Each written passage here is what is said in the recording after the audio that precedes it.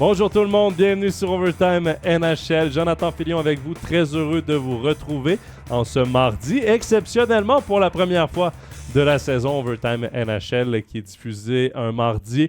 Et la raison est bien simple. Jeudi dernier, on était à une journée. On était à la veille de la fameuse date limite des transactions dans la NHL. Une journée tellement importante du calendrier qu'on a décidé de retarder un tout petit peu l'enregistrement de l'épisode pour pouvoir dresser un bilan complet de la situation, des échanges qu'il y a eu dans la NHL. Évidemment, les plus importantes, les plus marquantes, celles également qui vont affecter de près ou de loin des joueurs suisses. Donc vraiment, on va faire un tour complet de l'actualité avec notre invité de la journée, le journaliste d'LNH.com, Nicolas Ducharme, qu'on va rejoindre dans quelques instants. Juste le temps de vous rappeler qu'Overtime NHL est présent sur toutes les plateformes numériques de MySports, également sur notre application. Vous pouvez la télécharger dès maintenant, c'est gratuit.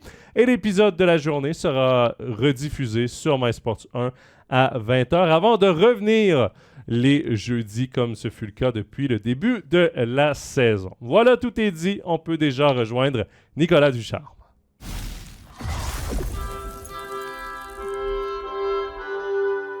Salut Nicolas, bienvenue sur Overtime NHL. Toujours un plaisir de te retrouver. Toujours un plaisir d'être là, Jonathan. Bon, Nicolas, j'ai l'impression que tu as eu une fin de semaine très occupée parce que la date limite des transactions, moi, personnellement, c'est un de mes moments préférés de la saison. C'est un moment très occupé dans la NHL parce qu'évidemment, il y a énormément de transactions. Comment as-tu vécu un peu cette journée, cette semaine au complet? Parce que les transactions ont commencé quand même quelques jours avant la date limite. Ouais, on commençait à voir plus la semaine avançait qu'on allait en avoir, comme on dit, je sais pas de votre côté, mais ici, on dit la boue dans le toupette là, dans les 2-3 dernières journées. Parce que oui, c'est une date de limite des transactions qui s'est amorcée vraiment, mais vraiment tardivement. Là, de mémoire, c'est la plus tardivement. Les prix étaient très, très bas. Je pense que c'est pour ça que plusieurs équipes n'ont pas osé tomber dans le camp des acheteurs trop rapidement. On continue à espérer que les prix continuent à baisser. C'est un peu ce qui s'est passé parce qu'il y a eu des joueurs qui ont été acquis pour une bouchée de pain par rapport à ce qu'on aurait payé lors des années précédentes. Donc, c'est pour ça aussi que tout s'est réglé aussi tardivement. Mais au final, on va avoir quand même eu au total, là, si on fait sur les quelques jours, une trentaine de transactions ou près. Là, donc, du plaisir. Ça fut une vraie belle date limite des transactions et non pas ce qu'on appelle des semaines limite de transactions. Mais c'est vrai que les dernières années, je trouvais que ça perdait un peu dans son intérêt à la dernière journée, parce que souvent les grosses transactions étaient vraiment faites avant. Cette année, il y a eu beaucoup de mouvements là, à partir de 10h le matin chez vous. Là, il était 16h à peu près ici. Là, nous, ça a vraiment commencé. Les alertes, le téléphone sonnait, vibrait souvent pour les transactions. On commence, Nicolas, comme à l'habitude, avec le segment Hop Suisse.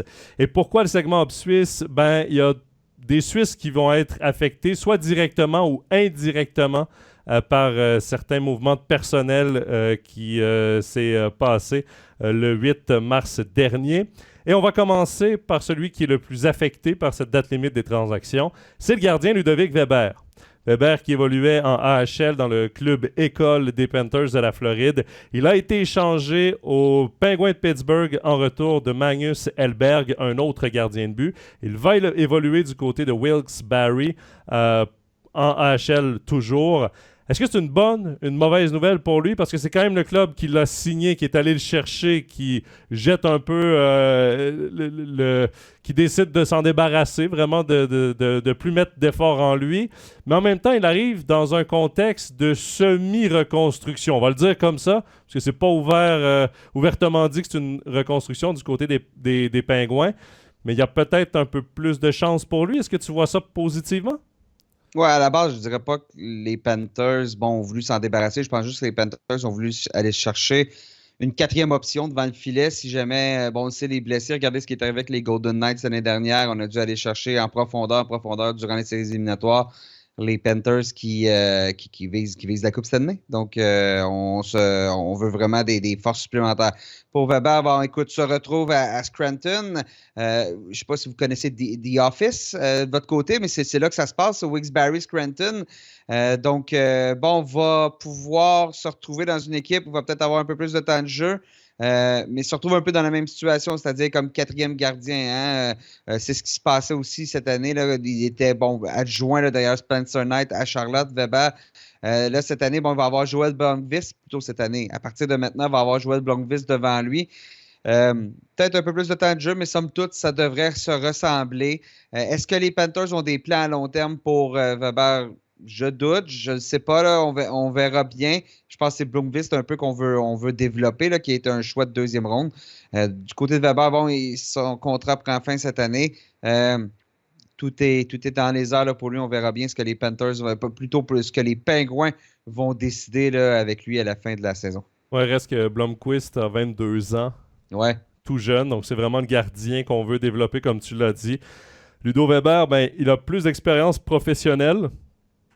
C'est peut-être là son avantage. Donc, à voir comment il terminera la saison à Pittsburgh, mais c'est quand même un déménagement rapide. Un peu inattendu pour Ludovic Weber. Soyons honnêtes, Weber qui, en partant de la Suisse, savait très bien qu'il allait jouer en AHL.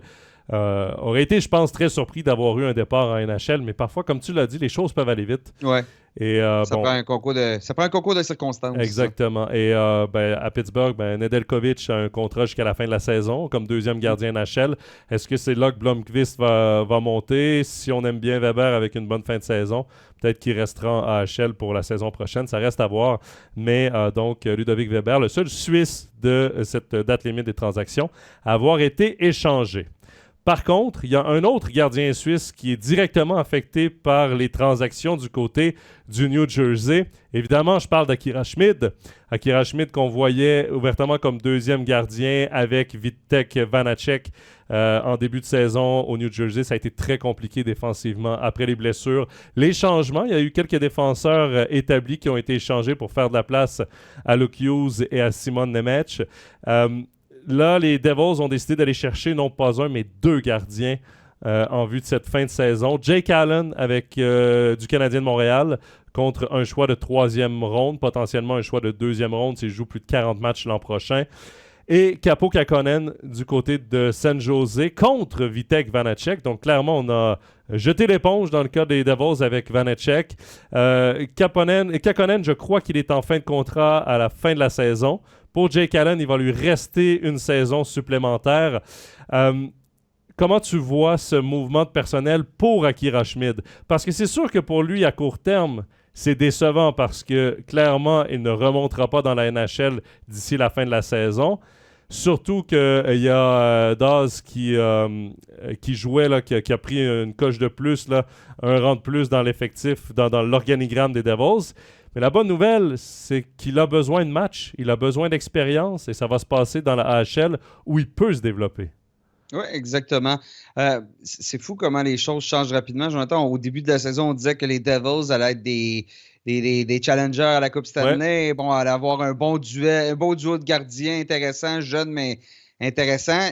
Et là, ce duo-là est plus dans New Jersey. On a été échangés, on a été rétrogradés dans la Ligue américaine, mais dans le cas de Schmid, oui. Et là, je pense que si on regarde tout ce que les Devils ont fait comme transaction, je pense qu'on a été chercher Allen et Kähkönen tout simplement justement pour protéger Schmid, pour protéger Nico Daws aussi.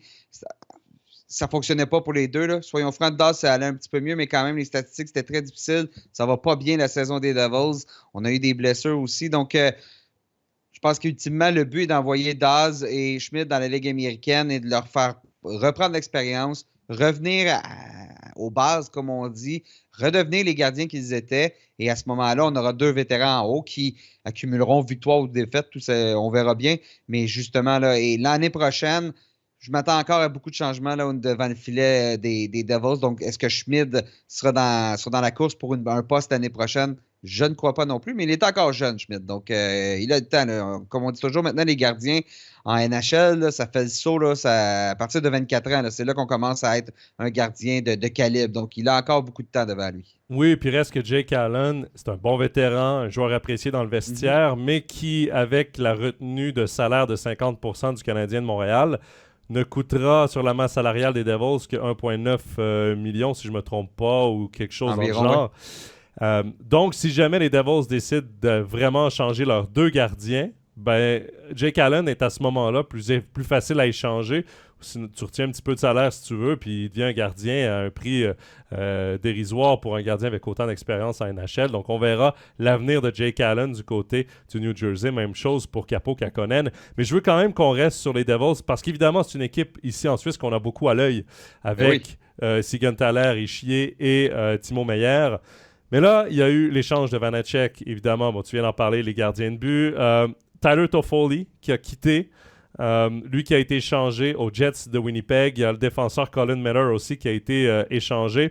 Quand je regarde le classement, les Devils du New Jersey, en date d'aujourd'hui, on enregistre lundi après-midi. Les Devils sont à 8 points à 6 points d'une place de 4e as, donc d'une place en play-off. Est-ce que tu penses que d'une certaine façon, les Devils ont un peu abandonné sur ses chances de faire les play-offs cette année? Oui, exactement. Je pense qu'on a vraiment lancé la serviette. D'ailleurs, on a congédié l'entraîneur-chef Lindy Ruff, donc je pense pas qu'on l'a congédié dans le but de relancer l'équipe. Là. Je pense qu'on fait un constat qu'on va aller vers du nouveau sang derrière le banc. Lindy Ruff était quand même là depuis quelques années, là, depuis 4 ans là, environ. Il venait de signer une prolongation de contrat. C'est quand même surprenant.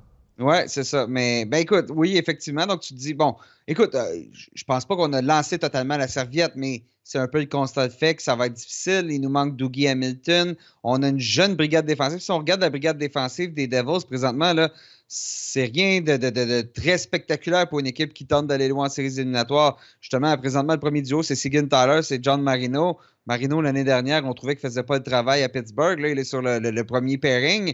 Luke Hughes, Simon Nemec, c'est 2 très jeunes joueurs qui ne devraient pas être placés dans une telle situation où on leur en demande autant. Bon, Dougie Hamilton est sur la liste des blessés. Il reste, au même titre qu'on trouvait cette équipe-là très bonne en début de saison, je la regarde présentement en attaque. C'est intéressant, mais en défensive, il y a vraiment des carences. Et là, on se rend compte que devant le filet, ça ne fonctionnait pas. Vitek Vanecek, qu'on voyait comme le gardien d'avenir de l'organisation, on vient de l'échanger du côté de San Jose. Comme on l'avait fait avec Mackenzie Blackwood précédemment, avec San Jose aussi. Donc, c'est rendu, il y a un pipeline, comme on dit, là, un oléoduc, un gazoduc pour les gardiens de but du New Jersey jusqu'à San Jose. Mais justement, donc, c'est une année vraiment là, à mettre derrière nous chez les Devils. Et ce que j'espère pour les Devils, c'est que ça ne va pas avoir le même effet qu'on se souvient là, en 2000, si je ne me trompe pas, en 2017, 2018, 19, je suis plus certain de l'année où Taylor Hall avait remporté le trophée Hart. Les Devils avaient été des séries éliminatoires et par la suite, on s'est réécroulé et on a recommencé une reconstruction. Donc, il faudra voir parce que quand même, moi, je trouve qu'il y a des beaux éléments. Là, Timo Meier, en plus, présentement, ça va mieux pour lui. Là, il est sur une belle séquence de 7 matchs avec des points. On fait une soirée de 4 points l'autre soir. Donc, Meier, c'est en train de se placer. Ça va avoir pris beaucoup de temps. Je pense qu'on peut le qualifier de déception cette année par rapport à ce qu'on s'attendait de lui. Mais là, au moins, s'il peut terminer l'année en force, aller maintenir une moyenne de près d'1 point par match, ça va être du positif pour l'année prochaine. Peut-être là où Timo Meier va profiter de ce changement d'entraîneur. Peut-être. Puis il y a peut-être un rabais, je sais pas, sur les vols directs Newark-San Jose. Je sais pas, mais clairement, il y a un lien direct entre ces deux équipes. Mais tu nommais tous les joueurs en défense. J'ai pas le choix de faire un parallèle. Quand tu as un jeune Luke Hughes et un jeune Simon Nemec, ça ressemble un peu à Montréal avec beaucoup de jeunes défenseurs. Des défenseurs, d'en avoir un dans une équipe performante, c'est une chose. D'en avoir 2, tu commences à être à risque. Parce qu'évidemment, des jeunes défenseurs, ça prend du temps avant de devenir des défenseurs élites, même s'ils ont le potentiel pour. Ils vont devoir faire leurs erreurs. Mais là, d'en avoir 2 en même temps qui arrivent une première vraie saison dans la NHL pour les 2, c'est là que tu deviens à risque. Puis on voit le résultat aussi. C'est une très jeune. En plus, on a enlevé des éléments importants de l'an passé pour leur faire de la place. Donc, c'est sûr et certain qu'il y a un contre-coup. Mais souhaitons aux Devils que ce n'est qu'un pas en arrière pour mieux avancer par la suite. Ouais. Bon, Nick, on va continuer notre tour d'horizon des transactions de la date limite des transactions de la NHL avec notre segment Head-to-Head. Segment Head-to-Head avec Nicolas Ducharme. Bon, évidemment, on ne reviendra pas sur toutes les transactions de la date limite, puisqu'il y en a eu énormément. Mais, 25 environ. 25, on n'a pas assez de temps pour faire ça, mais on va se concentrer sur non pas que des transactions, mais surtout le travail de certaines équipes qui ont retenu l'attention pour les bonnes ou les moins bonnes raisons dans ce segment Head-to-Head. Donc, je te lance des questions comme à l'habitude. Tu me dis si tu es d'accord, si tu n'es pas d'accord, t'expliques. Le concept n'a pas changé et on va commencer avec une équipe qui a retenu évidemment l'attention pour les bonnes raisons. C'est les Golden Knights de Vegas. 3 grosses transactions. L'une pour un joueur, Anthony Mantha, qui ne devrait pas normalement re-signer avec l'équipe, mais qui devrait faire la fin de la saison. Mais 2 énormes transactions. Noah Hanifin, le défenseur des Flames de Calgary, et Thomas Hertel, l'attaquant des Sharks de San Jose. Les Golden Knights qui ont déjà annoncé leur volonté de prolonger avec Noah Hanifin. Et Thomas Hertel, lui, est sous contrat, je pense, jusqu'en 2030. Un long contrat, gros salaire également pour Thomas Hertel. La question que je te pose, Nick, est-ce que Vegas est déjà en transition ou encore en transition? Parce que là, le noyau semble changer à nouveau. Le mot que tu cherches, Jonathan, c'est continuité. C'est-à-dire que le noyau de l'équipe reste là, on enlève un morceau, on en rajoute un autre. On enlève un morceau, on en rajoute un autre. Regardez, cet été, Riley Smith est parti. Et là, on vient de rajouter qui? On vient de rajouter Thomas Hertel au fil du temps, lentement mais sûrement. Cette équipe-là, bon, revenons à comment les Golden Knights sont nés. C'est-à-dire qu'on a réussi à aller chercher une banque de choix et d'espoir incroyable à la date lors du repêchage d'expansion. Ce qu'on ne pensait pas, c'est que l'équipe qu'on était en train de repêcher allait être une équipe capable de se battre pour la Coupe Stanley immédiatement. Donc, tu te retrouves avec les deux côtés. C'est-à-dire, tu peux te battre pour la Coupe Stanley, puis tu as déjà une position comme si tu étais en reconstruction, en fin de reconstruction. Donc, c'est juste cette roue-là qui continue à tourner. Mais il faut souligner une chose, c'est le travail du directeur général, Kelly McCrimmon, au même titre que George McPhee faisait par avant. C'est-à-dire, quand on veut un joueur, on va le chercher. C'est tout. On voulait Alex Pietrangelo, on a été le chercher. On voulait Jack Eichel, on a été le chercher. Là, on voulait Noah Hanifin, on a été le chercher. Thomas Hertel, ça sort de nulle part, on ne l'a pas vu venir. Fait ça avec ses grands rivaux de San Jose en plus. Bravo, c'est clairement l'équipe dont les directeurs généraux sont les plus audacieux depuis plusieurs années. Et ça paye parce que, regardez, on a soulevé le gros trophée l'année dernière. Et encore là, cette année, tout le monde regarde ce qui s'est passé à la date limite. Ils font bien, c'est encore les Golden Knights qui sont les grands gagnants. Oui, c'est vrai. Et puis Vegas, bon, ils sont dans une course au playoff. Il y a eu beaucoup de blessés. Il faut expliquer quand même à Vegas pourquoi ils ont un peu chuté au classement. Ma question maintenant, parce que tu dis, bon, on rajoute au noyau. Jonathan Marchessault fait clairement partie de ce noyau encore cette année. Il est tout près du point par match. Il a plus d'une trentaine de buts. Là, je pense que c'est le joueur québécois avec le plus de points cette saison dans la NHL. Clairement, lui, il fait partie du noyau depuis que les Golden Knights sont arrivés dans la Ligue nationale de hockey. Mais là, avec des ajouts comme Thomas Hertel, avec des ajouts comme Noah Hanifin, est-ce qu'il va y avoir encore de la place pour Jonathan Marchessault ou si les Golden Knights vont oser à nouveau enlever l'un des favoris, ça a été le cas avec Marc-André Fleury, enlever l'un des favoris pour faire de la place à du nouveau sang? Ah, c'est une excellente question que tu poses, Jonathan. Deux choses. Premièrement, tout va dépendre du prix d'Hanifin. Par contre, il y a justement, Hanifin s'ajoute. Regardez ce qui va se passer du côté d'Alec Martinez, qui est joueur autonome, qui va être joueur autonome sans compensation à la fin de l'année dernière, à 5,2 millions. Bon, est-ce qu'on peut prendre un peu de ce salaire-là, l'envoyer vers Marchessault, un peu de ce salaire-là vers Hanifin? Possiblement. Marchessault amène une dimension qui est différente de la majorité des joueurs, c'est-à-dire que c'est un marqueur de but. C'est un joueur qui est capable, comme on dit, de la mettre dedans. Et c'est ce que ça te prend. Hein? Des marqueurs, ça ne s'achète pas. Quand tu en as un, tu ne veux pas le laisser partir. Marchessault, par contre, il a 33 ans. Ne peut pas demander la lune. Ne peut pas demander un contrat de 8 ans non plus. Il va avoir des difficiles décisions. Les fameux, ce qu'on appelait les fameux Golden Misfits de cette première année-là des Golden Knights. Il en reste quelques-uns. Marchessault est l'un d'eux, William Karlsson et William Carrier, si je ne me trompe pas. Donc, éventuellement, la roue va continuer de tourner. Plus on ajoute des joueurs, plus il y en a qui vont partir, tout simplement. Et Marchessault se retrouve un peu dans cette catégorie-là. Il faudra voir. Il y a d'autres joueurs. Il y a Chandler Stephenson aussi, qui est un très bon centre de deuxième trio avec cette équipe-là et qui va être joueur autonome. Et lui, il a 29 ans et il est en droit de demander son vrai gros contrat. Il n'a pas fait beaucoup d'argent jusqu'à présent dans la Ligue nationale de hockey. Il touche 2,7 millions. Stephenson va demander une grosse augmentation. Donc, est-ce qu'on va préférer Stephenson? Marchessault, ben, tu sais, quand tu as une main pleine, là, Jonathan, là, à un moment donné, un as de pique, un as de trèfle, un as de cœur, ça reste des as. Donc, c'est à toi de décider lequel tu gardes. Là. Mais c'est là où tu parles d'audace. Tu parles d'audace, mais les dirigeants à Vegas n'ont jamais eu peur d'échanger des joueurs performants, d'échanger au moment où ils ont de la valeur. D'aller chercher des joueurs qui ont de la valeur, d'en donner d'autres qui ont de la valeur. C'est une roue qui tourne. Et d'ailleurs, les Golden Knights n'ont jamais, je crois, aligné l'un de leurs premiers choix au repêchage. Ils ont tous été échangés, peut-être Cody Glass, mais il a été échangé par la suite. Mais si je ne me trompe pas, pour les autres, là, il n'y a pas de choix de première ronde. Ils n'ont pas gardé de choix de première ronde. Nick Suzuki a été échangé, évidemment, avec le Canadien de Montréal. C'est peut-être la moins bonne des transactions, quoique Max Pacioretty, il semblait sûr. Il était un joueur dominant à Vegas. Et est-ce que Nick Suzuki aurait eu la même responsabilité qu'avec Montréal ou le même potentiel de développement qu'à Montréal? Ça reste à voir.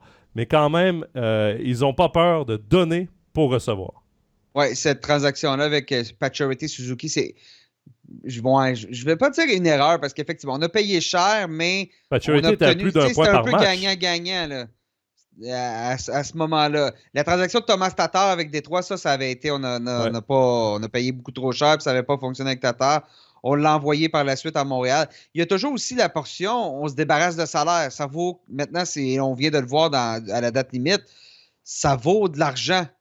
Ça vaut quelque chose de se débarrasser de salaire. Tu dois payer pour te débarrasser, pour enlever, pour réduire ta masse salariale. Donc, c'est un peu ce qu'on a réussi à faire. Je pense, sous toute réserve, Brendan Brisson est le seul choix de première ronde des Golden Knights qui a évolué pour l'équipe. Il l'a fait cette année. Là, il a joué 13 matchs jusqu'à présent. Il avait été un 29e choix au total en 2020. Mais je serais curieux de voir. Là, mais effectivement, on décide d'échanger nos meilleurs espoirs parce que cette équipe-là est à maturité. Et cette équipe-là est à maturité et malgré tout, elle a plein d'espoir, donc on peut faire le plein. Oui, ce sera très intéressant de suivre cette fin de saison et surtout l'été des Golden Knights de Vegas. Deuxième sujet, deuxième équipe sur laquelle on va mettre un peu de focus, ce sont les Jets de Winnipeg. Est-ce que ce sont en quelque sorte les gagnants de cette date limite des transactions? Je le rappelle, 2 grosses transactions majeures du côté des Jets. Tyler Toffoli en provenance du New Jersey et Sean Monahan en provenance du Canadien de Montréal. Évidemment, Monahan, ça s'est passé il y a un peu plus d'un mois, mais ça reste quand même dans les acquisitions de la date limite des transactions. Je pense qu'on peut l'insérer là-dedans. Oui, dans la catégorie joueur autonome à venir qui change d'adresse en se rapprochant de la date limite. C'est 2 belles prises. Je pense que du côté des Jets, là, Toffoli et Monahan, on vient de parer à quelques problèmes, légers problèmes de profondeur. Quand même, ça va très bien chez les Jets cette année. Bon, on s'est vraiment renforcé autant au centre qu'à l'aile. Toffoli est capable de marquer. Monahan connaît un peu je ne veux pas dire renaissance, là, mais vois-tu, depuis qu'il est avec les Jets, 10 points en 15 matchs, peut jouer sur le deuxième trio, peut jouer sur un troisième trio, tout dépendant de ce qu'on va leur demander. Mais les Jets, premièrement, tu as Connor Hellebuyck devant le filet. Déjà là, ça part très bien. Josh Morrissey joue de l'excellent hockey présentement. Et c'est de voir aussi les Kyle Connor et Mark Scheifele. Cette équipe-là, présentement, tu la regardes et tu te dis elle a une équipe capable d'aller loin en série. Le problème, c'est que tout le monde est capable d'aller loin en play-off là, du côté de l'association de l'Ouest plutôt. Donc, est-ce que les Jets sortent gagnants de la date limite des transactions? Non. Moi, c'est les Golden Knights parce que, comme tu as dit, comme on a dit plus tôt, il y a un cycle qui vient de se réamorcer chez les Jets qu'on vient de réussir à faire. Donc, à mon avis, là, c'est l'équipe gagnante. Mais les Jets, comme les autres équipes dans l'Ouest, des belles acquisitions qui répondent à des besoins, surtout, et non pas seulement aller chercher quelques joueurs de profondeur qui ne seront pas vraiment, qui vont avoir des rôles mineurs. C'est vrai qu'il y avait beaucoup plus d'équipes de l'Ouest acheteuses qui est prête à faire des mouvements que l'Est. C'est vraiment l'impression qu'on a un peu tous eu. Écoute, moi, Winnipeg font partie de mes gagnants, je sais pas, mais de mon top 3 de cette date limite des transactions. Parce que Au centre, on avait besoin de profondeur. Sean Monahan en amène. Et en plus, il peut jouer à l'aile. Il peut jouer sur une deuxième, troisième ligne et peut jouer à l'aile. On avait besoin d'expérience de la Coupe Stanley et de playoffs. Tyler Toffoli, c'est exactement ça. En plus que c'était le meilleur buteur, si je ne me trompe pas, des Devils du New Jersey avant cet échange. Ce sont deux joueurs qui, par leur passage à Montréal, on le voit, ont encore un impact avec les jeunes joueurs de l'équipe. Ce sont deux joueurs extrêmement appréciés dans des vestiaires, deux bons leaders. Donc, quand tu commences à regarder ça, tu te dis, on n'est pas allé chercher des têtes fortes qui vont venir un peu troubler notre vestiaire. Ce ne sont pas des joueurs qui vont se battre avec les joueurs établis pour des rôles. Je pense que c'est deux joueurs qui peuvent vraiment venir se greffer. Et les Jets étaient déjà la meilleure équipe défensive, si je ne me trompe pas, ou l'une des meilleures de la Ligue. Avec Connor Hellebuyck qui est tellement incroyable cette année, avec une bonne brigade défensive devant lui. Donc, les besoins étaient clairement en attaque. Sean Monahan, pour gagner des mises en jeu, en plus, c'est un des meilleurs de la Ligue nationale cette saison. Donc, pour moi, je trouve que ce n'est pas beaucoup de mouvements, mais parfois, mieux vaut la qualité que la quantité. Et je trouve que du côté des Jets, ce fut le cas cette année. On est allé vraiment dans la qualité. Deux gros noms qui sont partis du côté de Winnipeg. Donc, clairement, l'objectif pour les Jets, c'est la Coupe Stanley. Ouais, c'est comme ça que je le vois. J'ajouterais à ça aussi deux joueurs qui ont faim. Monahan a eu des problèmes de blessure. C'est ce qui a fait qu'il a été échangé de Calgary aux Canadiens pour pas très cher. On l'a donné. On a même payé pour s'en débarrasser. Qu'il a signé un contrat par la suite avec les Canadiens, un contrat à faible prix. Il veut se relancer, puis là, il a une bonne saison. Il a un prochain contrat à négocier à Monahan. Il a encore quelques bonnes années devant lui de hockey. Donc, il veut vraiment terminer l'année en force puis aller chercher peut-être une Coupe Stanley, mais surtout un bon contrat. Et Toffoli, lui, doit avoir hâte de s'arrêter en quelque part. Là, parce que depuis l'année 2019-20, il a joué pour les Kings de Los Angeles, les Canucks de Vancouver, les Canadiens, les Flames, les Devils, les Jets. Et là, il est joueur autonome. Donc, l'année prochaine, probablement une autre équipe. Il doit avoir hâte de poser ses valises un peu. Donc, s'il peut bien performer, il va aller chercher un contrat plus long l'année prochaine. Il a 31 ans, lui aussi, donc il a encore quelques bonnes années. Donc, Toffoli, vraiment, lui aussi, a tout aussi fin que Monahan. Ouais. Bon, Nick, je parlais de mon top 3 là, de gagnants de cette journée de la date limite des transactions. Moi aussi, Vegas, évidemment, c'est un coup de cœur. Winnipeg, ma troisième, c'est l'Avalanche du Colorado. Est-ce que l'Avalanche du Colorado a comblé ses besoins avec les acquisitions de Casey Mittelstadt des Sabres de Buffalo et de Sean Walker des Flyers de Philadelphie, entre autres? Oui, exactement. Je pense que c'est ça, c'est ce qu'on a fait. Le problème vraiment majeur chez l'Avalanche, il était au centre.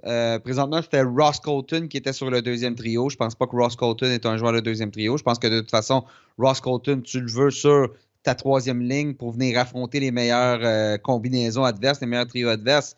Donc, tu vas chercher Casey Mittelstadt qui était le meilleur marqueur du côté de Buffalo cette année.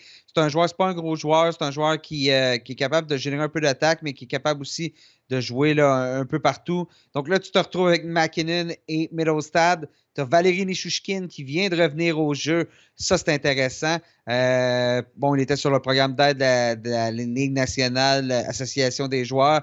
Donc ça, c'est une acquisition, si on peut dire, qui n'est pas une transaction, mais tu viens de remplir ton trio. Tu as Jonathan Drouin qui est sur le deuxième trio. Lekonen, McKinnon, Rantanen, ça marche très, très bien. Et bon, il a quand même fallu payer pour aller chercher Mittelstadt. Et tu donnes Bowen Byram, quatrième choix de pêchage Byram. On avait des grandes attentes. Ça tarde un peu à lever dans le cas de Byram. Donc, tu lui donnes un nouveau départ à Buffalo. Je pense que c'est intéressant. Et avant ça, tu es allé chercher Sean Walker, qui est un défenseur beaucoup plus défensif, qui est capable de prendre des grosses minutes de jeu. C'est ce qu'on voulait. On va le placer probablement avec Jack Johnson, qui, défensivement, écoute, c'est pas sa force. Donc, tu viens de créer une combinaison vraiment intéressante. Tu as quand même Kyle McCarr, Devin Tays, Samuel Girard qui peuvent produire de l'attaque, même Josh Manson un peu. Donc, oui, tu es venu remplir tes besoins. Tu as réussi à enlever le contrat de Ryan Johansson de tes livres. Donc, oui, vraiment, là, Chris McFarland qui a fait du très beau travail là, à la date limite des transactions. Et ce que j'aime, la transaction Mittelstadt-Byram, c'est une transaction de hockey. Pas de choix, pas de combinaison, pas de ci, pas de ça, là, vraiment. Là. C'est tellement rare maintenant qu'on voit ces transactions hockey, comme tu dis, vraiment un joueur contre un joueur. Let's go, on le fait. C'est vrai que c'est une des transactions qui m'a le plus surprise et qui m'a... j'ai tout de suite cliqué sur le lien, j'ai tout de suite allé lire beaucoup. Bon, Bowen Byram, moi je l'avais commenté au championnat du monde M20, c'est un défenseur qui a un très bon patinage, très fluide sur patin, qui aime beaucoup aussi avoir le contrôle du puck, bonne relance, capable de générer de l'attaque, mais ça on en a au Colorado. Des défenseurs qui sont capables de générer de l'attaque, là, tu les as nommés, Cale Makar, Devon Toews, c'est pas ça qui manque. Et Bowen Byram, son développement a été retardé par les blessures. C'est pas plus compliqué que ça, mine de rien. Donc, c'est vrai que pour lui, ça peut lui faire un bon départ. Et l'Avalanche du Colorado, on vient de le dire pour Vegas, si tu payes pas, t'as rien. Donc, l'Avalanche devait payer pour aller chercher un joueur de centre capable de jouer sur le top 6. Et là, oui, tu sors un jeune défenseur, mais en même temps, la fenêtre de l'Avalanche du Colorado, c'est maintenant. C'est à nouveau cette année. Peut-être l'an prochain, l'autre, parce qu'évidemment, Nathan McKinnon est à son prime en ce moment. On le voit, meilleur pointeur de la Ligue. Il est juste hallucinant. L'Avalanche devait aller faire ce mouvement de personnel. Sean Monahan avait été dans plusieurs rumeurs. On s'attendait peut-être à voir le Colorado lié à Sean Monahan. J'aime quand même cette transaction parce que Casey Mittelstadt, sur le long terme, va être plus profitable à l'Avalanche du Colorado que Sean Monahan l'aurait été. Il l'aurait été cette année, mais pas à long terme. Et je pense que c'est là la grande différence. C'est pourquoi l'Avalanche a préféré aller vers un jeune Casey Mittelstadt qui était le meilleur pointeur en plus des Sabres que d'y aller vers un joueur de location. Oui, exactement. On va finir avec l'association de l'Ouest en parlant des Oilers d'Edmonton qui ont été actifs également, surtout avec une transaction importante avec les Ducks d'Anaheim. Est-ce que Edmonton a ajouté la bonne profondeur, la profondeur dont ils avaient besoin avec, entre autres, l'acquisition d'Adam Henrique? C'est intéressant parce qu'on vient de renforcer un peu notre ligne de centre. McDavid, Draisaitl sont les deux premiers centres habituellement, mais on sait que quand ça va pas bien, Edmonton, qu'est-ce qu'on fait? On place les deux ensemble. Donc, si jamais on a des problèmes en playoff, on décide de mettre les deux ensemble pour vraiment créer une dynamique hyper offensive. Henrik peut jouer sur le deuxième trio. Donc, on a un peu plus de profondeur. Par exemple, ça pourrait être Henrik, Nugent Hopkins et un Warren Fogle, par exemple. Ou Corey Perry, même si on décide de mettre un peu de papier sablé. Mais sinon, Henrik va être sur la troisième ligne. C'est un joueur qui a connu des hauts et des bas, mais somme toute, c'est un joueur quand même stable. C'est toujours difficile aussi de juger ce qu'un joueur peut faire lorsqu'il est avec les Ducks d'Anaheim, une équipe en reconstruction depuis plusieurs années. Donc là, il se retrouve dans une dynamique complètement différente. C'est une bonne acquisition. Je pense que c'est ce qu'il fallait. Bien évidemment, je pense qu'on aurait aimé ça, renforcer notre flanc droit du côté d'Edmonton, oui. Ça n'a pas été fait, mais en même temps, les Oilers étaient quand même très, très, très à côté au niveau du plafond salarial. Donc, on était un peu limité avec ce qu'on pouvait faire là, du côté de Ken Holland. Ouais, c'est un joueur... Bon, tu vas me dire, la deuxième vague de juste puissance, on la voit jamais du côté d'Edmonton. Vrai. McDavid et Draisaitl jouent pendant 2 minutes. Mais il peut évoluer justement sur un deuxième power play. C'est quand même un joueur qui a beaucoup d'expérience.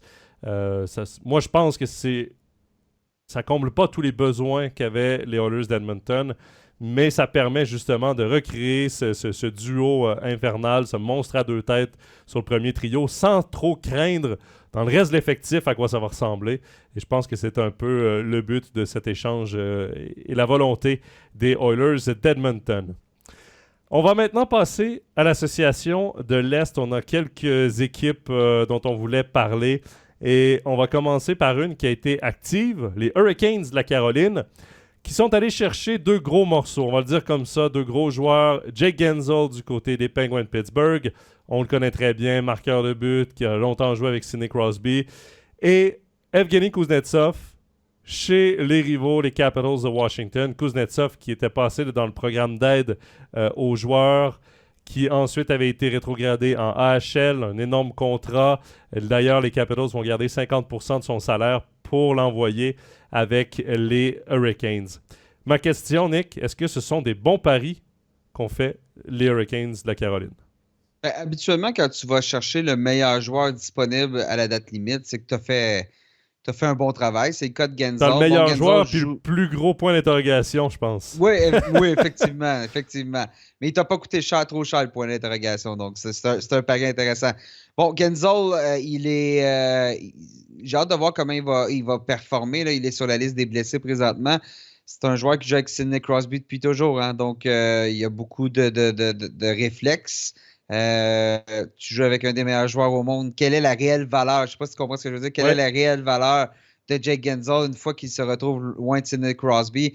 C'est ce que j'ai hâte de voir, mais avec ce qu'il a montré dans les dernières années à Pittsburgh, ben, c'est très, très intéressant pour la Caroline. Ils vont pouvoir avoir une belle force de frappe à gauche avec Svechnikov sur les deux premiers trios. À droite, tu vas avoir Tara Vinen-Nekash. Au centre, AO et maintenant Kuznetsov sur la deuxième ligne.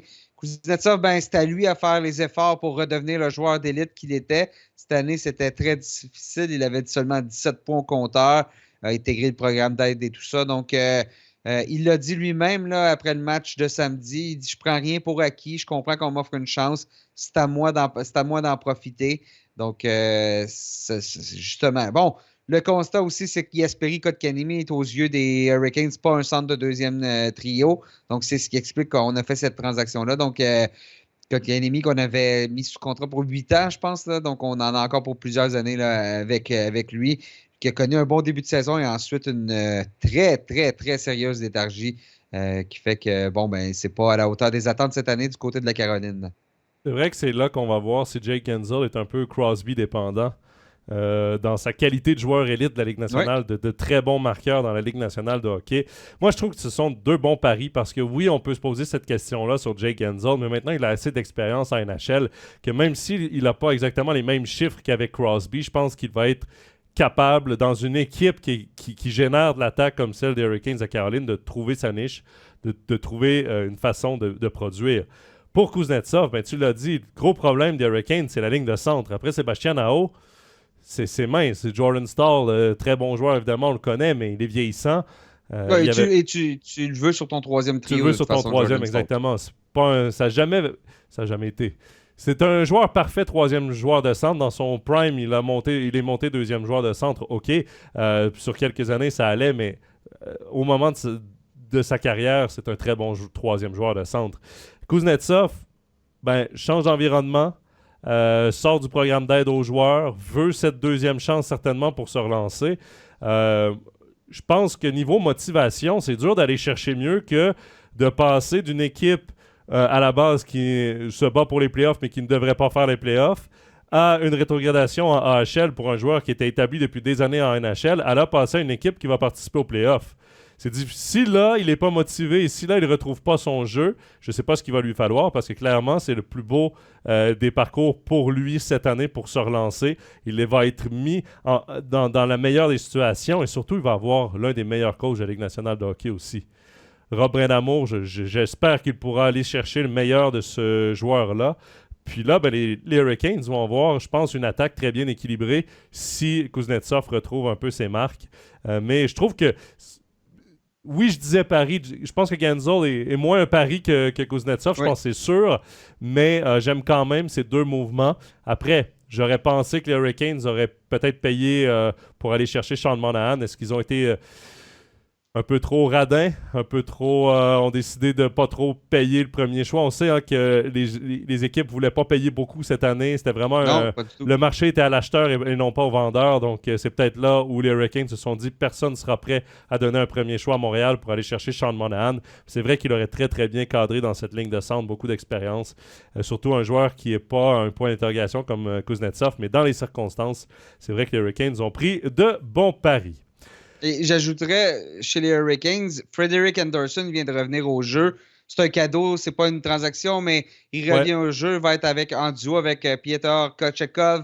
Ça aussi, ça devrait aider d'avoir deux gardiens stables et non pas Antti Raanta. Cette année, ça a été difficile, des hauts, des bas, toujours beaucoup de blessures. Donc, si on peut rester en santé, là, cette équipe-là, ben, elle est bien équipée là, de l'avant à l'arrière. Et quand il est en santé, Frederik Andersen, c'est un très, très bon gardien. Oui. À Toronto, il l'a prouvé d'ailleurs. Quand il est parti, il n'y a aucun gardien qui a réussi à faire ce que lui avait réussi à faire avec une défensive aussi moyenne. Donc, oui, quand il est en santé, moi, c'est un gardien que j'aime beaucoup, Frederick Henderson. Donc, ça ne peut pas faire de mal aux Hurricanes. On va maintenant parler des Bruins de Boston qui ont été très peu actifs dans cette date limite des transactions. Le plus gros mouvement de personnel, le plus gros mouvement, ça a été l'acquisition de Pat Maroon du Wild du Minnesota. Donc, clairement, on voulait ajouter de l'expérience. C'est ce que j'en comprends. Peut-être un peu de robustesse du côté des Bruins. Mais est-ce que, selon toi, c'est une occasion manquée pour les Bruins pour justement, en vue des playoffs, aller rajouter un peu de chair autour de l'os au niveau des centres? Oui, je ne vois pas les Bruins aller très loin avec Pavel Zacha, Charlie Coyle et Morgan Geekie en séries éliminatoires. En même temps, on disait ça au début de l'année qu'on voyait les Bruins s'écrouler à la suite des départs de Patrice Bergeron et de David Krejci. Ben, résultat, là, on se bat pour le sommet de la Ligue nationale de hockey, on se bat pour le trophée des présidents. Donc, cette équipe-là a la culture pour nous prouver qu'on a tort. Le hockey de séries éliminatoires, c'est du hockey différent. Est-ce qu'on va avoir appris énormément de ce qui s'est passé l'année dernière contre les Panthers de la Floride en première ronde? Peut-être, mais une chose est certaine, on n'a pas beaucoup magasiné. Les acquisitions qu'on a faites répondent pas justement aux carences qu'on avait. Donc, on prend le pari chez les Bruins qu'on a ce qu'il faut pour aller loin. Ce sera approuvé. On a 2 bons gardiens, on a une bonne défensive. Sur les ailes, ça va bien, mais au centre, c'est beaucoup plus faible. Moi, je me pose une question. Tu sais, une équipe comme les Bruins de Boston qui a une saison historique l'an passé, qui avait fait des mouvements à la date limite des transactions. Il y avait Todd Bertuzzi, il y y avait le défenseur Dimitri Orlov. Oui, Todd, c'est vrai. Todd, c'est dans notre jeunesse. Todd est un peu plus vieux. Là. Je suis pas certain que ça viendrait aider. Là. Ouais, Todd, qu'on se souvient surtout pour un fameux coup de poing. Ouais. Tyler Bertuzzi, voilà, merci Nick. Dimitri Orlov. On est allé chercher 2 gros éléments dans cette date limite des transactions. On avait été actifs et clairement, ça n'a pas marché. Peut-être que cette année, on a décidé, OK, de toute façon, il va falloir repêcher un joueur de centre, il va falloir à un moment donné qu'on aille vers la reconstruction un jour ou l'autre, ou du moins aller ajouter des éléments au centre, des éléments de premier plan. Linus Ullmark, éventuellement, sera peut-être sur le trading block, là, sur la liste des échanges potentiels des Bruins, mais clairement, si là, le marché n'était pas à l'acheteur, Ullmark sera peut-être plus échangé pendant un été plutôt que pendant la saison. Donc, est-ce que peut-être que les Bruins se sont dit, écoute, on est allé chercher l'an passé des joueurs, ça n'a pas marché. Cette année, on va faire confiance aux gars qui nous amènent où on est, puis on va aller à la guerre avec ces gars-là en leur disant, oui, on a confiance en vous. Peut-être, je me dis, c'est peut-être ça le pari qu'on a pris, parce qu'en même temps, quel autre joueur de centre aurait vraiment pu être un ajout intéressant et important aux Bruins de Boston qui était disponible? Il n'y a pas beaucoup de noms qui étaient disponibles au centre, soyons honnêtes. Il y avait Elias Lindholm, il y avait Sean Monahan, puis ils sont partis assez tôt. Oui, et j'ajouterais à ça, les Bruins n'avaient pas beaucoup de munitions pour faire des transactions. Là. On n'a pas de choix de première ronde lors des 3 premières rondes cette année, pas de choix de deuxième ronde l'année prochaine, donc au niveau de la draft. Donc, non, c'était difficile quand même pour les Bruins de s'améliorer. Bien évidemment, tu veux toujours essayer de sortir un lapin de ton chapeau, mais parfois, c'est pas possible. Malheureusement aussi, Mathieu Poitras qui est blessé, là, sa saison est terminée. C'était un jeune qui avait démontré des belles choses cette année. Donc, oui, on s'accroche, on se croise les doigts et on espère que ça va continuer et on va jouer du hockey de série. Je pense qu'on va essayer d'offrir du jeu différent cette année en play-off du côté de la troupe de Jim Montgomery. Mais on voit un certain aussi ralentissement. L'année a vraiment commencé en force pour les Bruins. Ouais. On s'est fait dépasser récemment par les Panthers de la Floride. Il y a un ralentissement.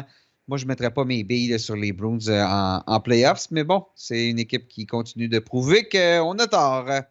Ouais, bon, tu parles de jouer du hockey de playoff à Boston. Une autre équipe qui doit avoir hâte d'en jouer du hockey de playoff, ce sont les Red Wings de Détroit. Ça fait plusieurs années que les Red Wings sont en reconstruction. Steve Yzerman a bâti une équipe cette année qui s'est battue tout au long de la saison pour une place en série. D'ailleurs, ils sont toujours à égalité à la dernière place de 4e as, à 2 points seulement du Lightning de Tampa Bay. C'est dire à quel point cette équipe-là a quand même fait un pas en avant intéressant cette année. Mais à la date limite des transactions, Pas grand-chose à signaler du côté des Red Wings. Si je ne me trompe pas, c'est aucun échange importante. C'est Radim Šimek qu'on est allé chercher du côté des Sharks de San Jose. Et c'est tout. C'est un défenseur. Donc, rien pour écrire à sa mère, là, comme je pourrais dire. Est-ce que Détroit a été trop calme? Est-ce que Détroit a raté une chance peut-être d'améliorer son équipe pour enfin retrouver une place en play-off? Est-ce qu'on a raté une chance? Oui. Est-ce qu'on devait absolument bouger? Non. Regardez, les Islanders de New York n'ont pas plus bougé. Le Lightning de Tampa Bay, on a bougé parce que le Lightning de Tampa Bay, la fenêtre est en train de se refermer. Donc, la question, c'est pendant combien de temps est-ce que tu vas essayer de la garder ouverte? Est-ce que cette équipe-là est encore capable de faire un bout en playoff? Surtout, bon, on regarde où on est placé présentement, le Lightning. Ben, ça, c'est sans Andrei Vasilevski au début de la saison.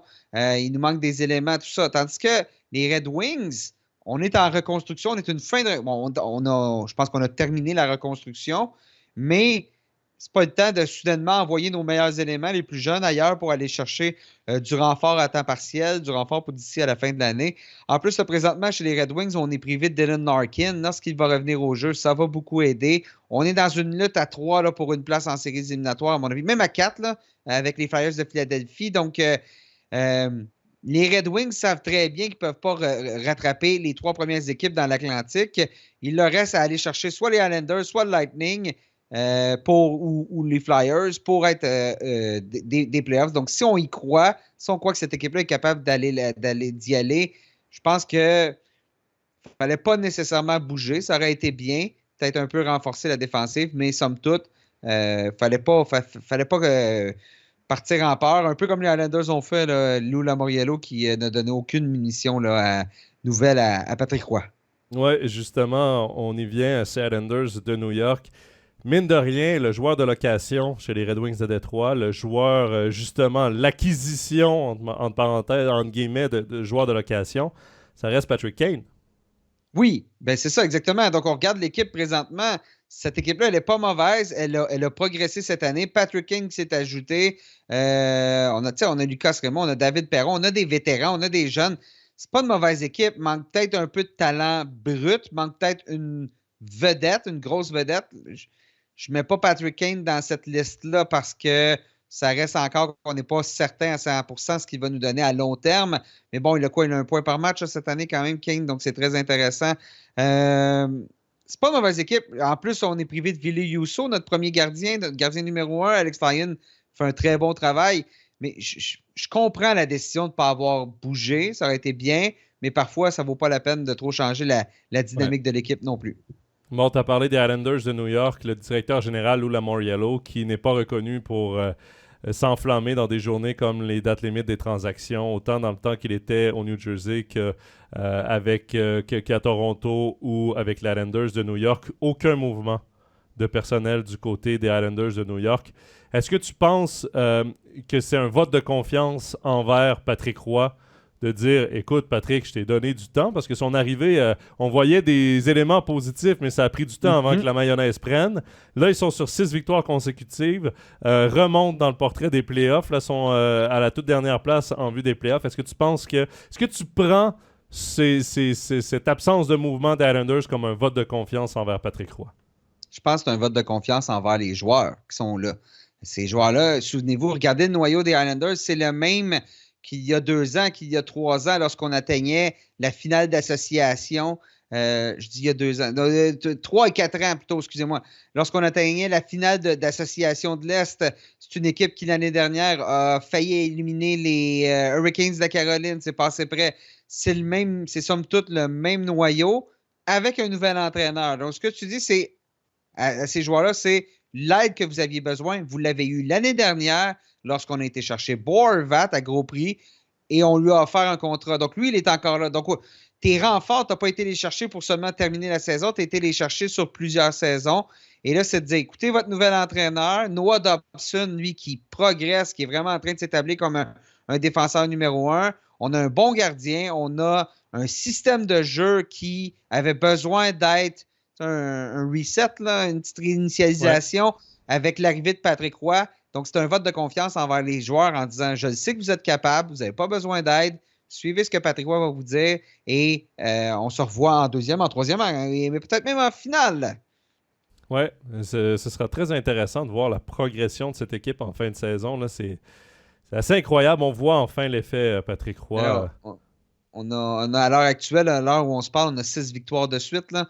Quand ça va bien comme ça ne te donne pas trop le goût de bouger là, du côté de Lou Lamoriello. Non, ça c'est certain. On reste à New York. On va parler des Rangers. Les Rangers qui ont bouclé 3 transactions. Alex Wenberg qui arrive en provenance du Kraken de Seattle.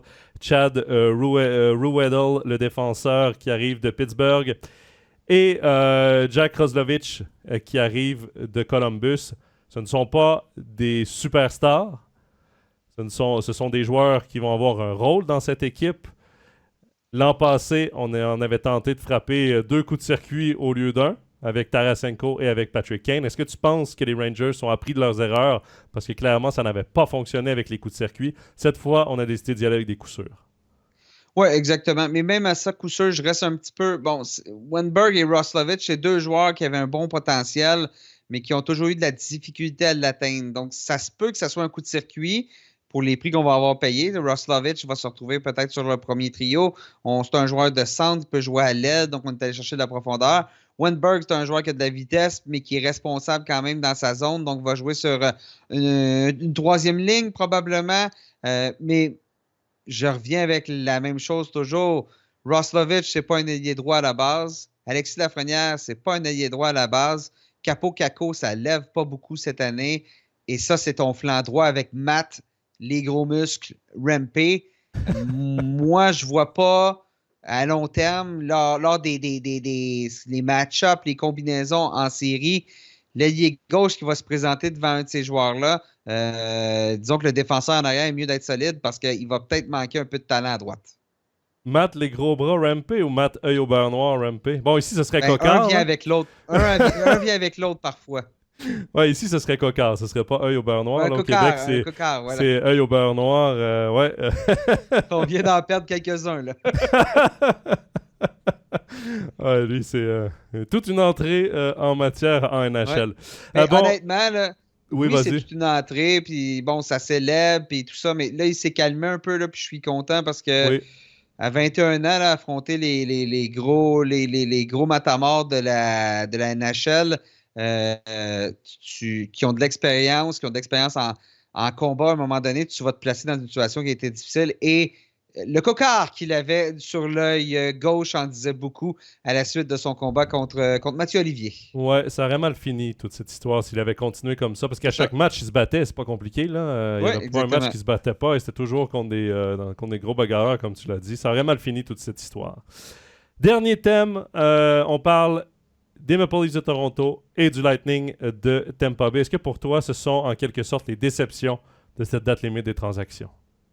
Pas le Lightning. Non, le Lightning, je pense qu'on allait chercher Anthony Duclair. C'est une belle acquisition à faible coût qui amène de la vitesse.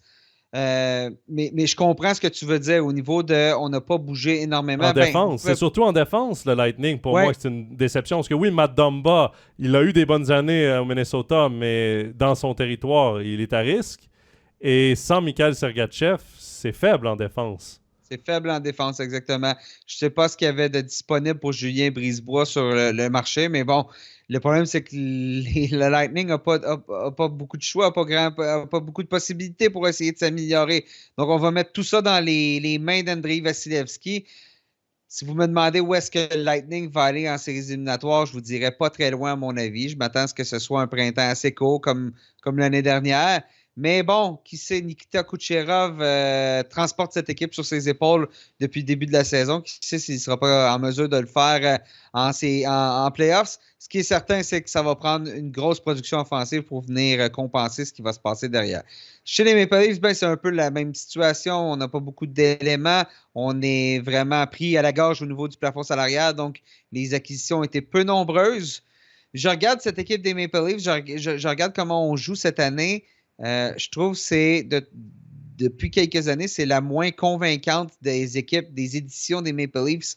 Une fois que les playoffs vont commencer. Mais bon, qui sait si chaque année, cette équipe-là n'a pas été plus loin que la première ou la deuxième ronde, ben peut-être que cette année, ça va changer. Mais oui, je pense qu'on aurait aimé aller chercher beaucoup plus d'aide chez les Torontois, mais c'est le même refrain à chaque année. Hein, c'est le défenseur, c'est la brigade défensive qui n'est pas assez bonne. Il y a Yibushkin, je pense pas que ça va vraiment être une acquisition très payante, mais on sait à quoi s'attendre de lui. Au moins, il a déjà joué du côté de Toronto. Joel Edmondson, c'est un peu le même profil, défenseur, somme toute défensif. Donc, il va falloir que tout le monde en défensive élève son jeu du côté de Toronto si on veut être capable d'aller plus loin que la première ronde. Surtout que là, on se dirige vers un affrontement contre les Bruins de Boston ou contre les Panthers de la Floride.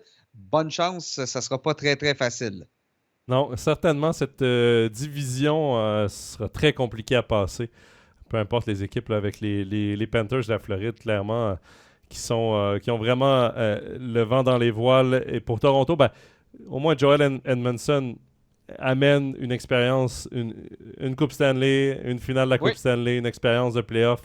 Et surtout, c'est un gars dans le vestiaire qui est A1. Qui est très apprécié de ses coéquipiers. Donc ça peut être aussi un élément, un impondérable qu'on ne voit pas nécessairement sur la patinoire, qui n'aura pas un gros impact sur la patinoire, mais qui peut avoir un bon impact dans des moments les plus durs qu'on peut connaître en play-off, qui peut se lever. On sait qu'il avait énormément de leadership à Montréal. Donc c'est peut-être là où Toronto voulait aller chercher cet aspect expérience et leadership qui manquait peut-être. Faudra voir. Il a été quand même blessé. Edmondson, cette année, a manqué beaucoup d'actions. Donc, toujours le dos, au dos, si je ne me trompe pas. Donc, d'avoir ce nouveau départ-là, on ne sait pas vraiment, comment je dirais bien, on n'a peut-être pas vu le vrai Edmondson cette année. Donc, peut-être que c'est une belle carte cachée, cette acquisition-là, à la date limite. Ouais, voilà, ça fait le tour des sujets qu'on avait pour vous avec Nicolas. Évidemment, vous pouvez lire tous les articles de cette date limite des transactions sur lnh.com. Nicolas et ses collègues là, qui ont fait une couverture complète de cette journée. Il y a également votre balado qui est disponible là, depuis, je crois, hier ou avant. Non, depuis le soir même. Le soir même. On a travaillé fort, très fort, Jonathan. Moi, j'ai un délai, mais c'est le décalage horaire. On va mettre ça. C'est ça. En plus, nous, de notre côté de l'océan, on a avancé l'heure, pas de votre côté encore, donc ça change la donne. Ceci explique cela. Mais Nick, c'est toujours un plaisir de t'avoir sur Overtime NHL. Puis on se donne rendez-vous un peu plus tard dans la saison. Que ce soit en playoff ou dans la course au playoff, on va certainement se reparler. Assurément, ça va me faire plaisir, Jonathan. Merci. Bye, Nick. Au revoir. C'est ce qui termine notre épisode de la semaine d'Overtime NHL. Merci encore au journaliste Nicolas Ducharme d'avoir été avec nous pour ce bilan de la date limite des transactions. Je vous rappelle qu'on peut entendre Nicolas sur son podcast La Tasse de Café LNH et on peut lire également sur le site de lnh.com. Je vous donne 2 rendez-vous ces prochaines semaines. Tout d'abord, ce dimanche 17 mars, dans notre match NHL commenté en français sur MySports, les Golden Knights de Vegas vont affronter les Devils du New Jersey de Nico Hischier, Timo Meier et Jonas Siegenthaler. Ce sera diffusé sur MySports 5 dès 20h30. Également, dans 2 semaines, plus précisément le jeudi 28 mars, retour d'Overtime NHL à ses horaires habituels avec un épisode qui tournera autour de la course au playoff. Je me réjouis de vous parler de tout cela. Sinon, en attendant, je vous souhaite une très belle semaine. Je vous dis à très bientôt. Portez-vous bien. Bye bye.